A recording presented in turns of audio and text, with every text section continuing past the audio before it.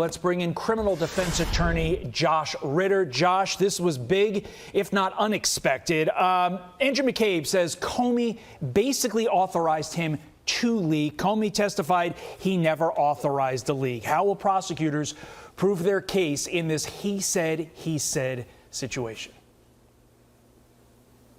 Well, I think first it's important to understand that we're not talking about something that was factually inaccurate, but something that he said that was factually untrue. And it's a small but important distinction because the latter shows that he was lying. In other words, one of the things they're going to have to prove, and this is not a small task, it's difficult in these perjury types cases, but proving that what he said at the time was untrue, that he knew it was untrue, and proving what somebody knew other than misremembering or being mistaken can sometimes be incredibly difficult, though not impossible. Just, perhaps through the use of conversations that he had before and after testimony, documents, emails, but they're going to have to show that he understood at the time what he's saying was misleading to the inquiry. So Democrats are responding to this indictment, as you would expect, calling it an attack on the rule of law. It's like they got their talking points, and they've been saying this throughout media over the last 12 hours. Elizabeth Warren posted the following, quote, Trump demanded Comey be charged. A veteran prosecutor resigned rather than bend the knee. And then Trump handpicked an aide who do it anyway. Using the justice system to go after a political opponent is what dictators do. It's Comey today, but it could be anyone tomorrow. Yet despite what Warren says there, and there is an iota of truth to some of the things that she said, definitely not all, how is this an attack on the rule of law, Josh, when at its core, the DOJ is trying to get to the bottom of which one of two of the top people at the FBI is lying and which one is telling the truth? No, you're absolutely right. I mean, it's understandable that you would take a political position like this, but I think it's borderline reckless, but certainly premature at this stage when we don't really know what evidence the Department of Justice has to prove what he knew at that time. I think we allow the case to play itself out. We allow the evidence to reveal itself before we start making statements that this is completely unfounded. If it turns out to be true that he was, in fact, lying, I think we're going to be in a very different position than where we are right now. Our colleague Andy McCarthy says he doesn't like this case. He says it's really tough to prove perjury. And with regard to the specifics, he basically says the following. A group of selected Trump lawyers couldn't find a case, or at least decided not to prosecute the case. And so he's suspicious that there is, in his words, nothing there, only getting this indictment literally moments before the statute of limitations is over, runs on this case. Your reaction to that analysis by Andy McCarthy? That's the great thing about our legal system, is that it is not like our political system in that you're going to have to prove it. So, yeah, you can say that one set of lawyers took a look at this and didn't come to the same conclusion. Another set of lawyers took a look at it and came to a different conclusion. But at the end of the day, it's all going to have to be proven out by facts. And my position is allow the facts to play themselves out. We will soon enough understand what the Department of Justice has backing up these charges. And I don't think they took these charges lightly. They knew the ripple effect that this would have, and they're expecting it, and I imagine that they have the goods to back it up. The case is before a Biden-appointed judge. In the end, does that concern you? And if I'm the prosecutors, do you think I ultimately get a conviction of James Comey? Again, it's early to tell. The idea of which judge it's in front of, I think they might be concerned as far as what power that judge might have to dismiss charges before they ever see the light of day. I'm hopeful that if there is something here, that goes in front of a jury, and we allow our system, I think the greatest on the planet, to play itself out and let a jury decide. Do they have the evidence to support these charges? Clearly, the 14 members of the grand jury decided there was enough there to indict. And you said this in your previous answer. That speaks volumes, because it shows that there is stuff that we don't know, because grand jury proceedings are sealed. There is stuff there that ultimately led a grand jury to indict James Comey, albeit right up to the deadline, but they indicted him nonetheless. We will see how this all plays out. Josh Ritter, thank you for your time this morning. My family and I have known for years that there are costs to standing up to Donald Trump, but we couldn't imagine ourselves living any other way. We will not live on our knees, and you shouldn't either. My heart is broken for the Department of Justice, but I have great confidence in the federal judicial system, and I'm innocent. So let's have a trial and keep the faith. Let's have a trial. Let's do it. James Comey reacting to being the first former FBI director to ever be indicted by a federal grand jury. He was charged with giving false statements and obstruction of a congressional proceeding and could face up to 5 years in prison if convicted. Let's bring in Fox News legal analyst Gregg Jarrett. Gregg, does it surprise you that 14 out of 23 grand jurors said go ahead with this case when President Trump's previous prosecutor said there's no case? No, it doesn't surprise me because it seems to me that his deceptions were pretty obvious. And, you know, the false statements, obstruction charges are pretty straightforward, Brian. And if convicted, of course, up to 5 years in prison. You know, he allegedly leaked sensitive FBI material and then lied about it under questioning from Congress twice, 2017. Again, he doubled down in 2020. And while testifying, Comey insisted, gee, I never authorized anybody else to anonymously leak. Well, several former FBI officials, including allegedly Andrew McCabe, James Baker, they're on record stating that Comey did authorize numerous leaks of sensitive information, some of it classified. And look, you know, in Washington circles, he was well known as a notorious leaker, often to sort of burnish his reputation, inflate his ego, but mostly to smear Trump. I think legally he's fortunate because he left behind a trail of other suspected crimes like lying to the FISA court, but, you know, the statute of limitations ran out a long time ago on that and many other suspected crimes. So, you know, he should say, gee, I'm kind of a lucky guy. Only 2 charges. We got a lot on tape. Here's an example of what he said along the way. Listen. Have you ever been an anonymous source in news reports about matters relating to the Trump investigation or the Clinton investigation? Never. Mr. McCabe, who works for you, has publicly and repeatedly stated that he leaked information to the Wall Street Journal and that you were directly aware of it and that you directly authorized it. I stand by what the testimony you summarized that I gave in May of 2017. So, I mean, he denied that, Andy McCabe. And we also know that he called his buddy at Columbia when he got fired. And he said, yeah, put this into an editorial in the New York Times because I'm hoping it results in a special prosecutor and an indictment. Why do you care? That's what you wanted to do. So you already know there's a synergy there. Yeah. Either he's totally detached and has no idea what's going on in his FBI, like the Queen of England, or he is lying. Yeah, and it's interesting, you know, Brian, you make a good point that the grand jury actually considered but rejected a 3rd charge involving yet another suspected lie by Comey, you know, when he was asked by Lindsey Graham about, you know, the notorious plan approved by Hillary in 2016 to accuse Trump falsely of colluding with Russia. You know, in his answer, he claimed amnesia. And he said, gee, that doesn't ring a bell with me. And that's absurd. Of course, he remembers it vividly. He not only received personally a top-secret report on it from the CIA, then he attended this urgent meeting in the White House with Obama and Biden and Brennan, in which the CIA director was apoplectic, revealing Hillary's illicit scheme. Gee, what do we do? Well, they ended up concealing it. So, of course, he remembers it.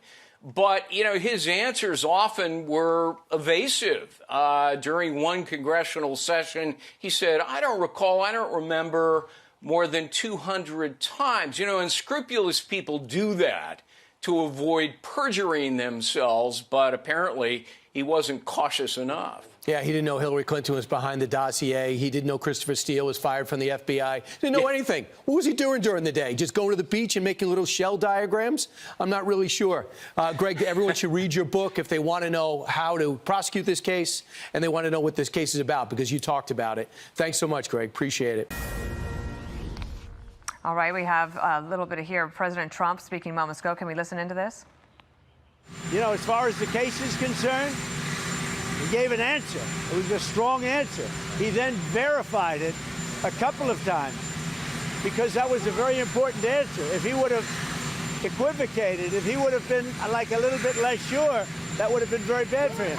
So he gave an answer. The only problem is for him, he didn't think it'd be caught, and he got caught. He lied a lot, but this was a very important thing.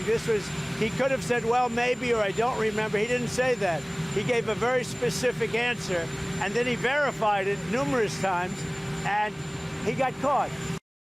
That was President Trump just moments ago reacting to the indictment of former FBI Director James Comey. Comey's charged with lying to Congress and obstructing a congressional proceeding, and Comey responded online.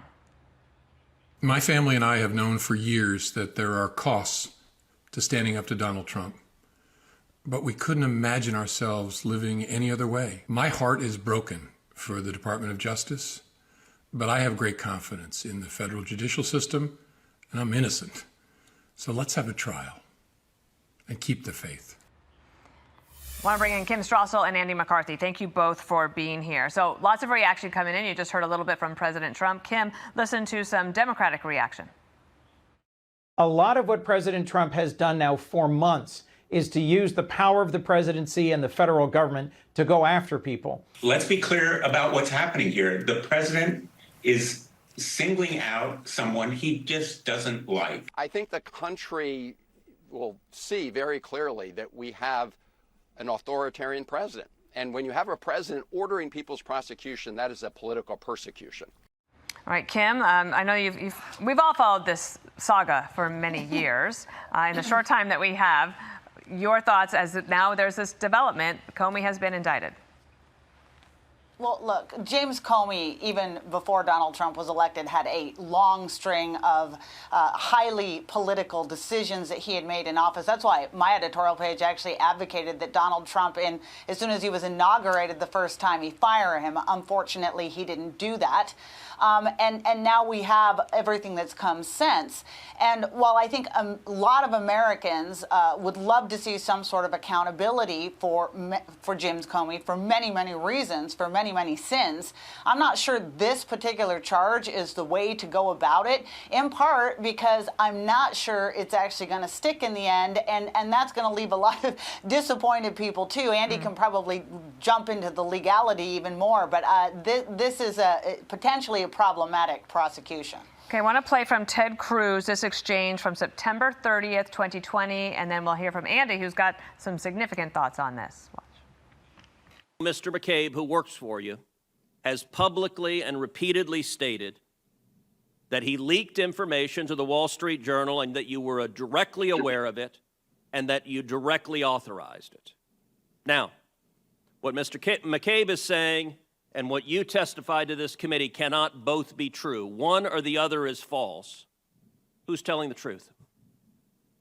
I can only speak to my testimony. I stand by what the testimony you summarized that I gave in May of 2017. Andy, your take. I love Ted, but McCabe never said that Comey authorized it. What McCabe said was that McCabe authorized it. This is a leak to the Wall Street Journal. And then he told Comey about it later. The only way that you could convict Comey beyond a reasonable doubt is Comey would have to truly believe that he personally had authorized the leak. He would have to actually have authorized the leak, and then he would have had to know that he was lying when he denied it to the Senate. They're not even going to be able to prove that he authorized the leak because, by all accounts, he didn't. So I don't think this case even gets to trial. All right, so then we have about a minute left in this show. Kim, President Trump also said this morning when he was asked that he thinks that there could be more people who end up in a legal situation out of the Russia investigation. Your thoughts on that?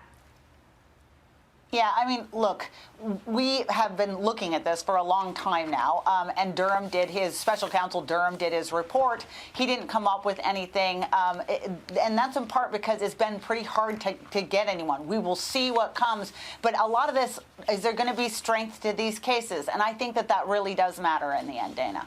Andy, I got 20 seconds for you. Judge Mukasey used to tell me, Dana, that courts don't do poetic justice, they do prosaic justice. And this case is not about Russiagate and all the abuses. It's about, can they prove the charges in the four corners of the indictment? And they can't.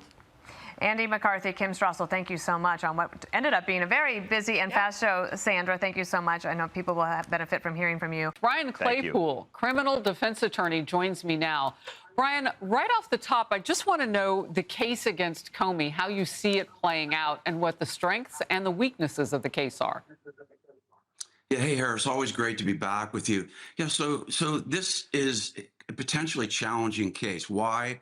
Because prosecutors have to prove two things on the perjury or false statement charge. They've got to prove that first Comey authorized McCabe to do the leak to the Wall Street Journal. Why is that problematic? Because now there's a dispute as to whether McCabe said it the day after. In other words, the day after he leaked it, he allegedly went to Comey and said, hey, I leaked this. And then you've got Ted Cruz saying that McCabe got authorization from Comey.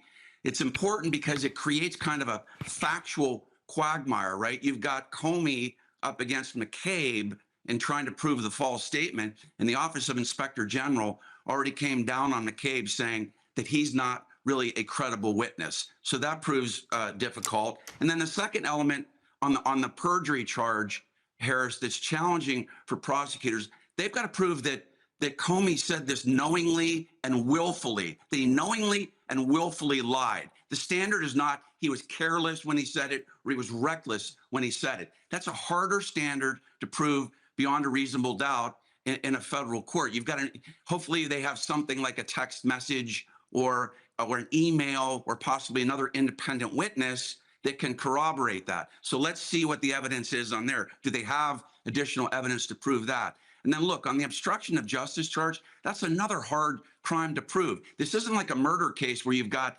forensic evidence, you've got digital evidence or eyewitness testimony to corroborate a crime. On the obstruction of justice, you've got to show that typically Comey would do something like tamper with witnesses, right? That's a typical charge. Or that he concealed or destroyed evidence. Those are typical aspects of obstruction of justice. And again, you've got to show that he did something intentionally to derail the investigation.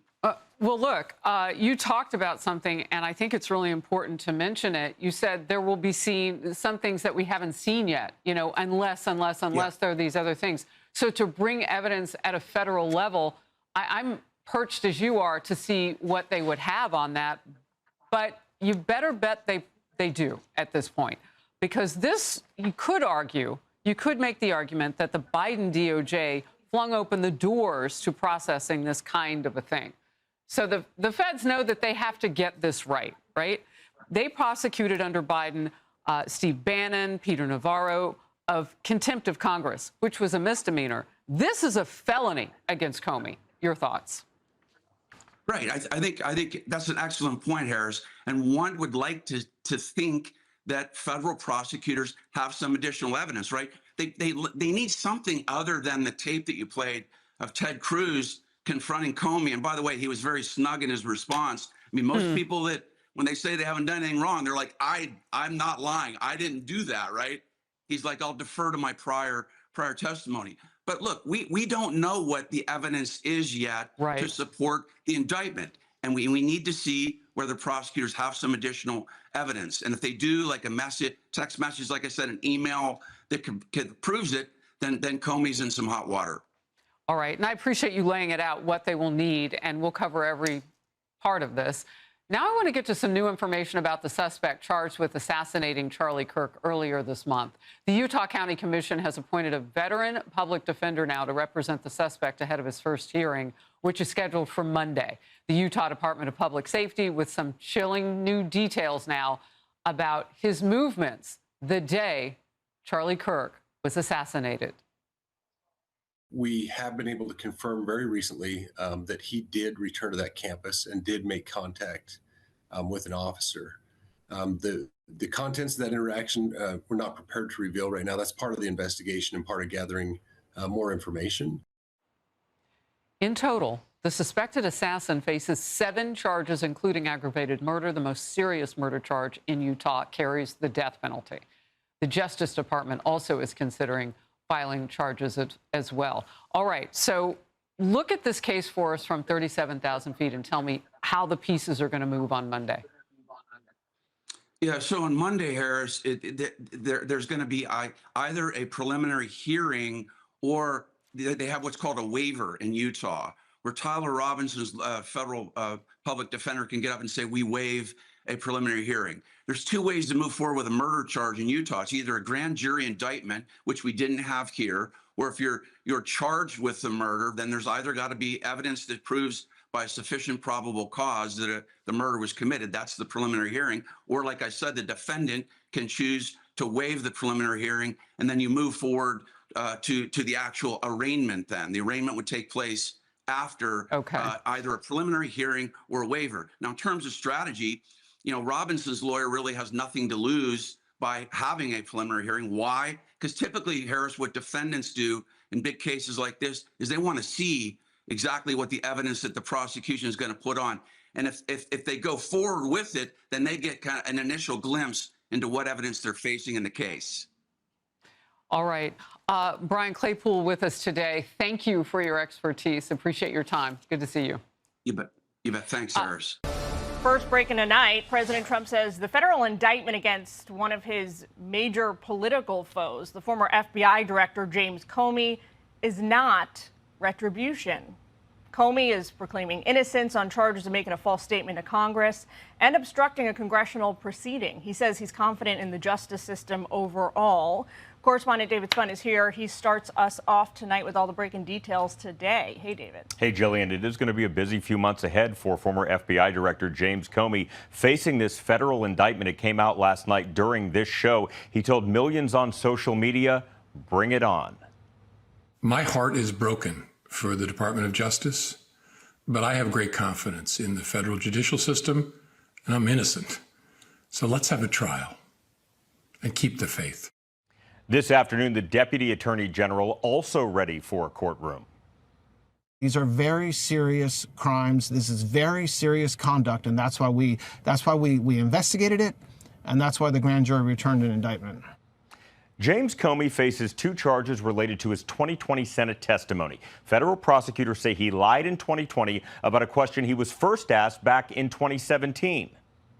Have you ever authorized someone else at the FBI to be an anonymous source in news reports about the Trump investigation or the Clinton investigation? No.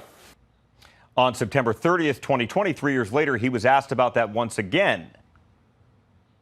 Mr. McCabe, who works for you, has publicly and repeatedly stated that he leaked information to the Wall Street Journal and that you were directly aware of it and that you directly authorized it. Now, what Mr. McCabe is saying and what you testified to this committee cannot both be true. One or the other is false. Who's telling the truth? I can only speak to my testimony. I stand by what the testimony you summarized that I gave in May of 2017. Now, the indictment relates to the 2020 statement because it's just days before the 5-year statute of limitations expires. Comey's alleged lie is related to leaks about Hillary Clinton to the Wall Street Journal in 2016. A 2018 DOJ Inspector General report found that McCabe authorized a leak to the press and that Comey was truthful when he said he, James Comey, did not authorize it. The Justice Department will have to prove that Comey did authorize leaks to the media via his deputy. His initial court appearance is October 9th. His attorney, former U.S. Attorney Pat Fitzgerald, tells Fox News that he's looking forward to vindicating his client. The law calls for 5 years behind bars for each count, but legal experts say it's unlikely prison time would be anywhere near that if he's convicted. All right. Well, Jillian. all that first appearance, just about 2 weeks away now. Also, David, it appeared today that the president scored somewhat of a legal victory with the Supreme Court. What can you tell us about that?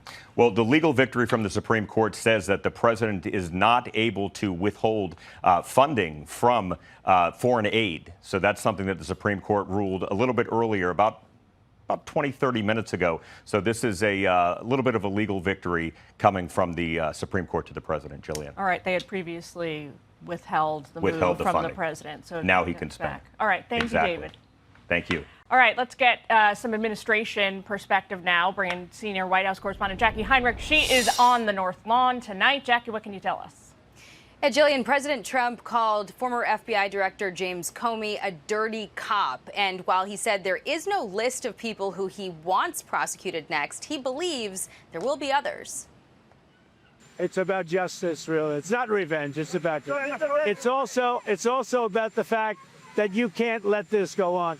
They are sick, radical left people, and they can't get away with it. President Trump says former FBI Director James Comey's indictment is not about political payback. It's a response to a precedent already set by Democrats. Well, what they tried to do, right? They did it with me for 4 years. Before I came to office, I started hearing rumors about Russia.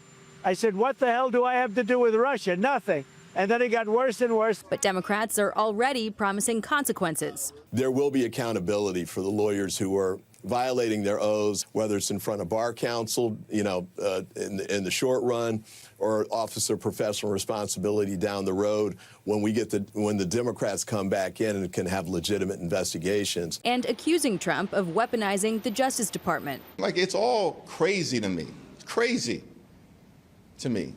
These charges are going to be dismissed. James Comey will win in court. But what it reflects is a broader attack on the rule of law. Trump says the prosecution shouldn't be a challenge for his handpicked U.S. Attorney Lindsay Halligan, even though she's never before prosecuted a case. We'll see, but it's a pretty easy case because, look, he lied. He could have said, well, maybe, or I don't remember. He didn't say that. He gave a very specific answer. But there are reports the DOJ is not so sure the case is a slam dunk. Halligan's installment coming after Trump publicly berated Attorney General Pam Bondi for not moving faster to prosecute Comey, also urging prosecutions of New York Attorney General Letitia James and Democratic Senator Adam Schiff.